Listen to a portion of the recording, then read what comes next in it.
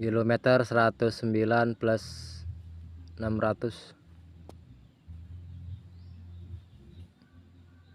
Pada hari ini tanggal 26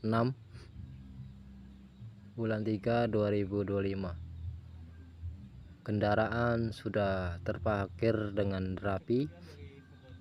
Ada dump truck, bulldozer, eskavator, dan mobil giling. 4 hari menjelang lebaran sudah standby. Tidak ada aktivitas yang berarti di sini ya. Ini menuju ke interchange yang ada di Desa Senawar, Tikungan Harmoko. Full video ada di YouTube.